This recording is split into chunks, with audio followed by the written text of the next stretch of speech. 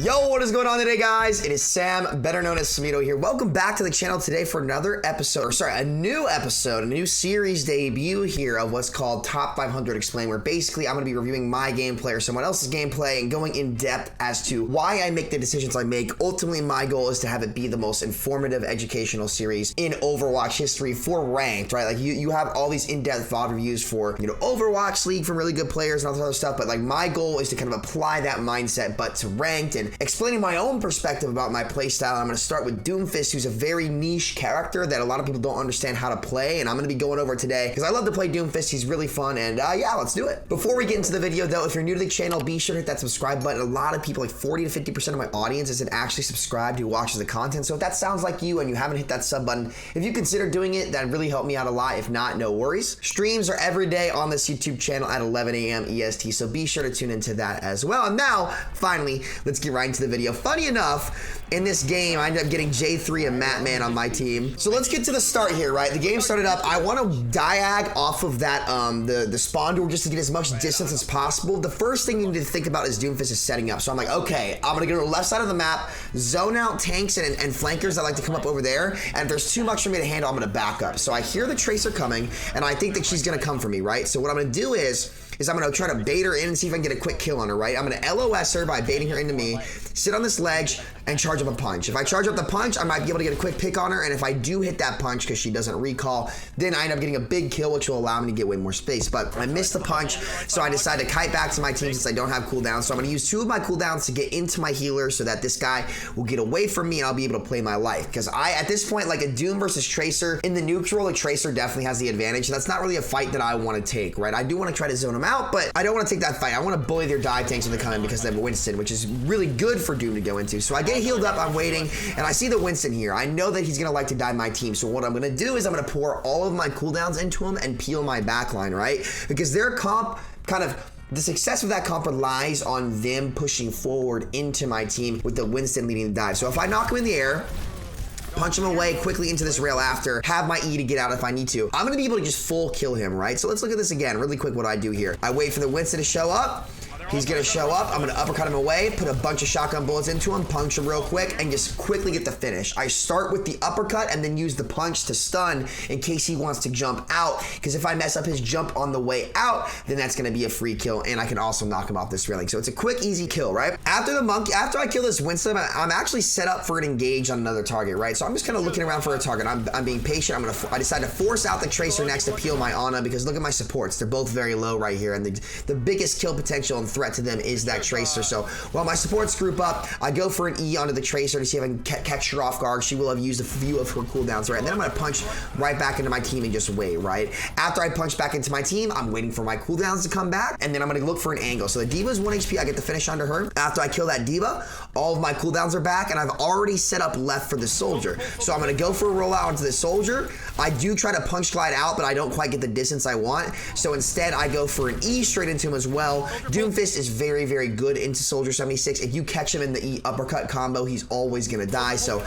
I punch at him, E, uppercut, shoot, he's dead instantly. We're going to clean up this fight pretty easy. I look for the Lucio, not going to get him. Instead, I look for the D.Va, go for the wall, uppercut, E, get that damage off, easy quick finish with a shot melee, and then we win that fight easy peasy. They have switched over to the Pharah now. I'm still on Doom here, and I'm like, okay, we do lose one fight. I need to clear the Winston off the high ground. That's like my first goal. I can do it pretty easily. So I look for the uppercut onto the high ground to get to him. I do a long E and save my punch to get out, right? So I uppercut, get the seismic slam, get damage off that, but instantly punch him down, so he has to use his jump to get back up, because my punch and rollout cooldowns come back before his jump does, right? So if I can force his jump, that means my teammates will be able to punish him, right? That's exactly what we need to have happen. So now I'm kind of looking for rollouts on the Pharah. I don't really need to be doing that. I'm just trying to make fancy plays here.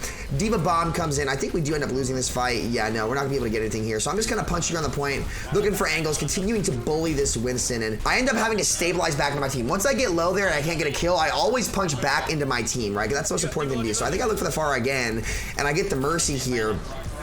going for the diag, look for the Tracer to follow it up there, and I see the D.Va. That's just like the easiest target that I can get to, right? So I'm setting up for these plays. I'm bullying their tanks against dive. Doomfist's biggest strength is that you can bully tanks and really mess up their entire dive with your basic cooldowns. So that's what I'm looking to do here. We win that point pretty easy. At this point, I've talked, and Matman realizes that it's me. J3 has not realized that this is me yet, though, which is really funny. So I'm gonna diagonal off the top there just to get set up for a rollout here. Like, again, taking space at the start of the game is the most important thing about Doomfist, because it's gonna be, if you can set up before the enemy team sets up, like, you're at a huge advantage on Doom. So you should always be looking to do that, right? Always be looking to do that. So I hear the Tracer coming. I drop down and try to get a punch onto him. I'm gonna set up like over here beside them. I don't see anything. I'm kind of stuck in the middle. I should not have dropped there. That was a bad decision. So I try to force the Moira fade and then get out like really quickly. I go down to 3 HP. That was a really sloppy engage on my part. Like, that was just not very good altogether. So I thank my supports for healing me up. I look for an angle here. I drop down onto the Winston to get the poke onto him. I think I fucked this up. I go for an E onto the Lucio when I really shouldn't have, and then I hit my head on that and mess it up. So you shouldn't go for the E first, especially against Lucio, unless it's a horizontal E, because he can boop you away like he did to me, and it'll completely fuck up your rollout, and you're gonna end up dying like that. So you shouldn't do what I just did.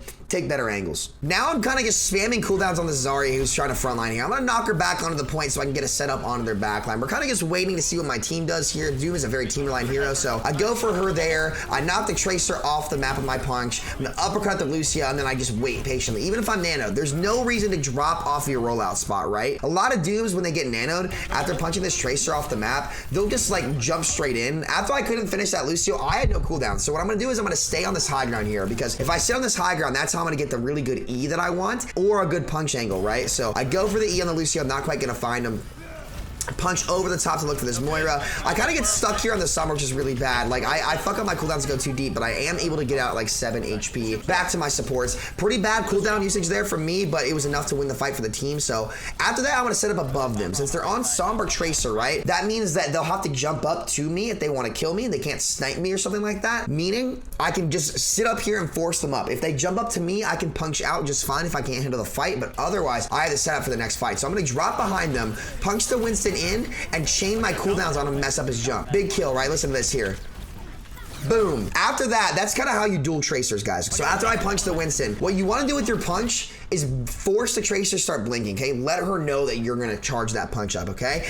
A Tracer's reaction is going to be to blink away. You need to predict where she's going to blink if you want to win this engage, right? So luckily, I knew that he would blink back to his team, because if he blinked this way, my teammates would kill him. So I think he's going to go left. I charge my punch, and I flick right to him. After that, I use my ult to chain my combo here and clean up these kills. I'm going to punch the Zarya, then chain my cooldowns onto her and get the free kill, right? After that, you just need to get out here, right? Instead, I got greedy and I looked for this Winston. If I punch out safely, then I get out here, but instead I'm gonna end up getting hacked because I stayed in too deep when I'm right in this situation right here. I just need to punch straight back out into this main, and we would have lived and been set up for next fight. At this point as well, I think Jay realizes this is me. Hold on.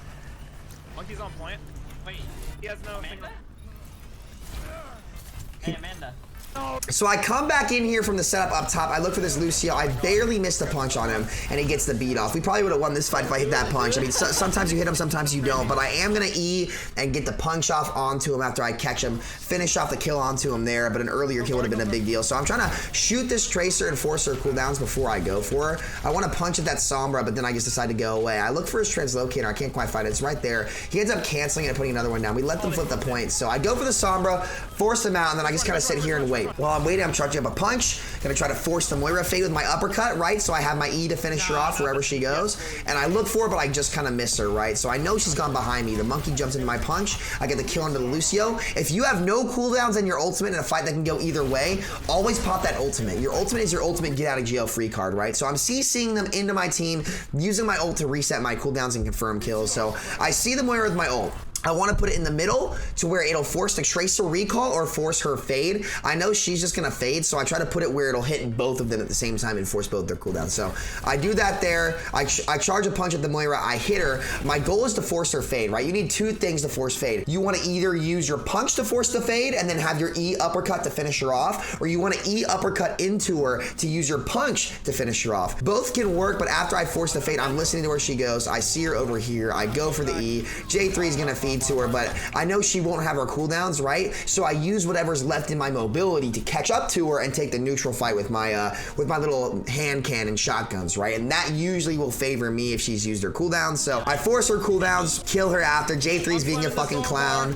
We come back in here. I'm punching the Zarya away from the point. I think I go for here. You shouldn't do what I just did. It's actually a pretty bad play, but I am able to get out because, like, a lot of the times, like, you're not gonna be able to finish off that Zarya unless you have help. But it is enough to zone her off. I get the mega here, but we kind of get staggered for a long time, and we took a lot of fights that we didn't need to be taking. So I heard the Moira fade in. I go for the Moira. I spawn kill her, and that's kind of what you do. You puncture, E uppercut with the shots, and you're able to get the kill. So they don't have healing here. J3's been feeding, though, so it's not really going to be enough to turn. I punch the Zarya away from me. I need to kill a squishy, but I see that I can't do anything, so I punch back to my supports to stall for time. I need to play my life and use this set of cooldowns to pop off, but I almost killed that Tracer out of recall right there, but they are going to use the beat. I end up going into their team instead of getting out because I thought I had to touch, but I really don't think I did, and this ends up making me die. Really, really bad decision for me there. I think I needed to be touching though, so I'm not really sure. I should not have eaten into the team. I should have eaten back, but either way, I think this was lost. Okay, so coming out here, the same thing is kind of my thought process, right? Like, I need to take a lot of space here and set up for this rollout on this map, which I do fuck up. I fuck with J3 and I miss it, right? I sit there and I miss it. Just report this fucking...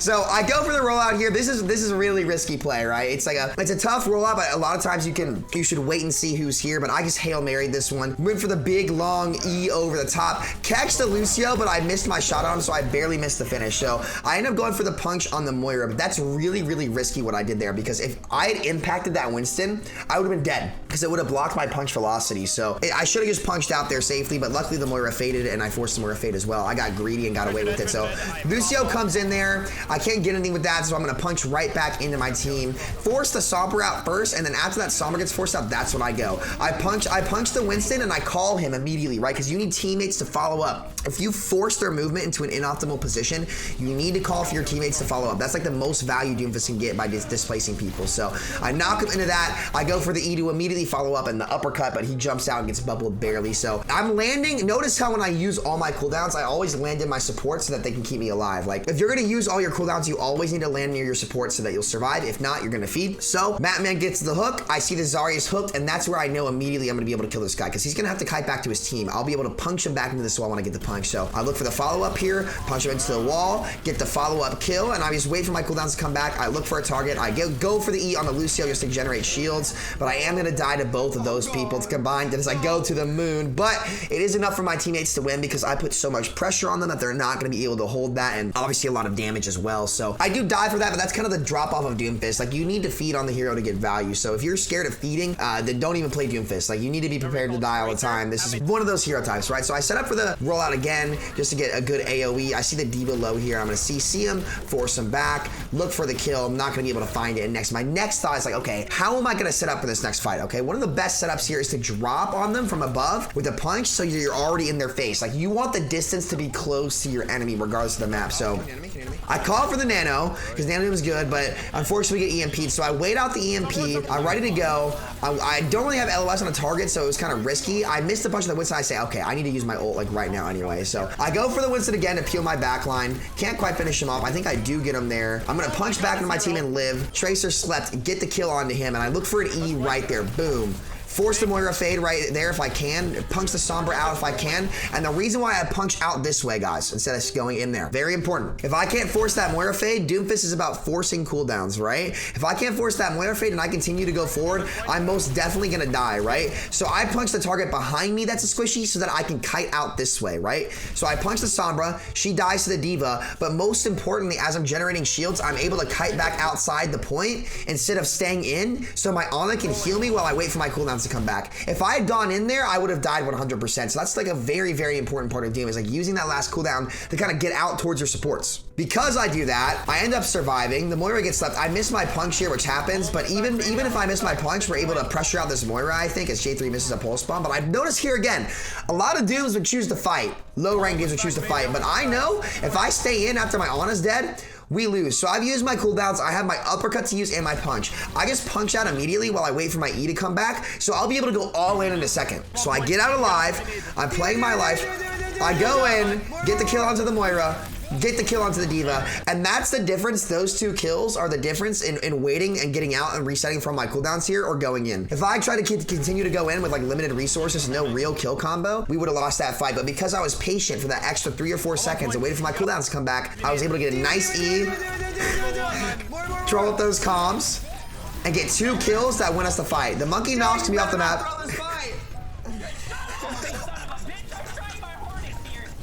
Yeah, J3 tried his hardest, but he's still kind of dog shit, kid. Regardless of that, though, that's 2 big kills for the team that I secured. That's what Doomfist is all about. Doomfist is not about damage. It's about final blows, instantly killing targets, burst healing targets, combos. Don't worry about the damage metal. Worry about the final blows. So because of that, we're able to flip the point.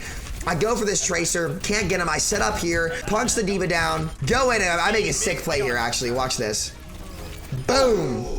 So I hear this Tracer, and that's how you get Tracers, guys, with head fake punches. It's very hard to do. This is where mechanics like get really involved. So like if you're not mechanically good, it's not gonna work. But it's like I put the head fake into Overwatch, okay? So what I'm doing is I'm gonna uppercut, act like I don't see him, but charge my punch. I hear him shooting me, flick to him. Boom. And learning how to do that against Tracers and other flankers is incredibly important. It's actually really good against other DPS as well. So learn how to do that head fake. I end up going in here because I have my ult, chain my cooldowns in, use the uppercut to safely land on the high ground so I can walk back to the point. We go in for the Winston. I punch the Lucio. Can't quite finish him off because he boosts me. Use my ult, look for a target. I go for the Moira because I don't think she has fade. And if she does have fade, I'll force it. If not, I'll punch her around that corner and finish her off with an uppercut. And we'll get the easy win here, boys. And that's how you kind of Doomfist at a high level of play. Although I don't think this is one yet. I think we do end up winning this as the Lucio gets knocked off the map. Tracer ends up touching, and that's that. So that's kind of the basics of Doom, everybody. That's how you do it. Top 500 Doomfist explained. Let me know if you have any questions. I think if there's one thing that you learned from this, it's kind of like how I manage my cooldowns, how I use my abilities, you know, all of those things are obviously super crucial on Doom, but I hope that kind of gave you guys the insight as to why I do what I do. And if you guys have any suggestions for the series or heroes to do next, please let me know. I might do some more Doomfist, might do some Genji, we'll see. Let me know what you think of the series and how I can improve it. Make sure to click on the screen and check out the previous video. And if you're new to the channel, be sure to hit that subscribe button. I appreciate having you guys around. And until next time, catch y'all later. Peace out.